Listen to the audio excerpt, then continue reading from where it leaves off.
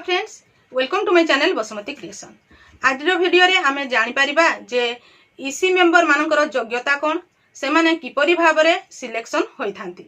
EC member निजे selection हुंती ना कोन process अछि, से प्रोसेस रे से माने सिलेक्शन होई थांती, से विषय रे एही वीडियो रे आमे डिटेल्स जानि परिबा। तेणु आपण माने वीडियो टी को स्किप न करी शेष पर्यंत देखंतु ईसी मेंबर निजे चयन हुंती कि ना, ईसी मेंबर निजे चयन हुंती नाही। ईसी मेंबर मानकर योग्यता कोन, प्रथम योग्यताटी होउची से जणे सही जीपीएलएफ रे शामिल थिबा एसएचजी मेंबर होइथिबा आवश्यक। तापरे विभिन्न प्रोसेस अछि, सही प्रोसेस देकी से सिलेक्शन हेले जेकी जणे ईसी मेंबर होई परिबे। देखंतु गोटे जीपीएलएफ प्रथम रे आमे कहूछु जे जीपीएलएफ रो ईसी मेंबर, तेणु जीपीएलएफ टी किपरि भाबरे गठन होउची, किपरि भाबरे जीपीएलएफ पर्यंत ईसी मेंबर माने आसुचंती ताहा जानिबा निहाती आवश्यक। जीपीएलएफ गठन पई तार फेज रहिची, प्रथम होउची एसएचजी गठन, तापरे सीएलएफ बा आंचलिक मंच गठन, तापरे जेकी हमरो जीपीएलएफ गठन होउची।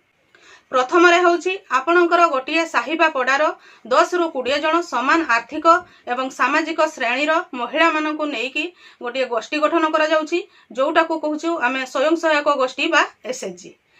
जेते बेले आपणकर गां को आईसीआरपी राउंड रे आसुचंती जो दीदी माने बा इंटरनल सीआरपी जो आसुचंती, से माने आंचलिक मंच गठन करिवा पई आसीथांती, ताहले 5 रु 15 टी एसएचजी को नेकी गोटिए गोटिए आंचलिक मंच बा सीएलएफ गठन करा जाई थाए। सेथिरे आपणकर गां रो एसएचजी मानकु शामिल करा जाई थाए एवं आपणकर पंचायत रे एपरि बहुत गुडी आंचलिक मंच बहुत गुडी गां रे गठन करा जाय एवं 4 रु अधिक आंचलिक मंच को नेकी गोटिए ग्राम पंचायत स्तरीय संघ बा जीपीएलएफ ग्राम पंचायत लेवल फेडरेशन गठन करा जाई थाए। ए जो जीपीएलएफ गठन हुए सही समय रे हमर ईसी मानकर आवश्यकता होई थाए एवं हमरकर ईसी मानकु नेही सही जीपीएलएफ गठन होई थाए। ताहले ईसी एसएचजी लेवल रु किपरि भाबरे जीपीएलएफ को आसी थांती।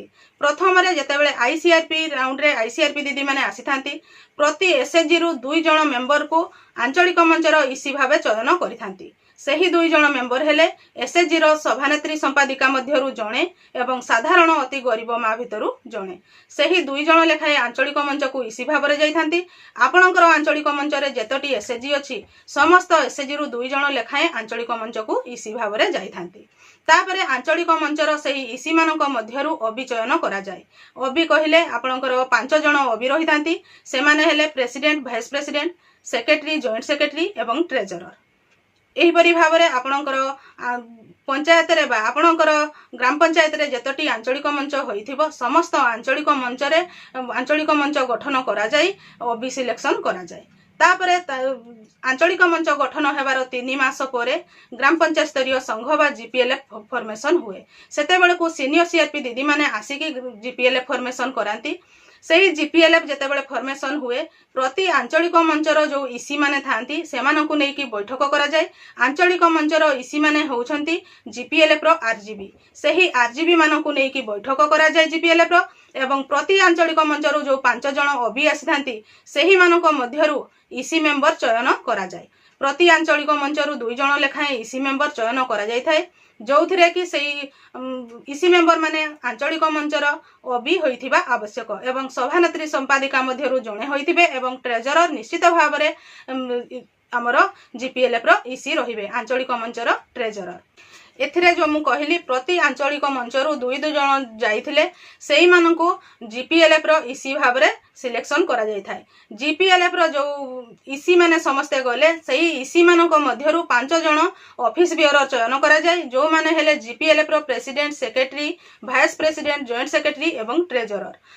तेणु एइथिरे आपण माने जानि पारिले जे जणे एसएचजी लेवल रु किपरि भाबरे सिलेक्शन हेकी आसीथिले जाईकी ईसी भाबरे जीपीएलएफ रो कार्य करि पारिबे बा जीपीएलएफ रो ईसी होई पारिबो।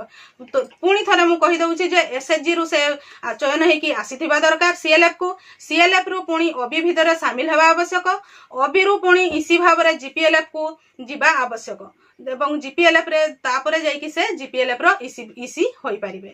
मु आशा करूची आपण माने ईसी मेंबर किपरि चयन करा जाउची ताहा एई वीडियो माध्यम रे डिटेल्स जानि परिथिबे। आजिर वीडियो रे बास एतिकी। आजिर वीडियो टी को आपण शेष पर्यंत देखिथिबारु आपनकु बहुत बहुत धन्यवाद। नमस्कार।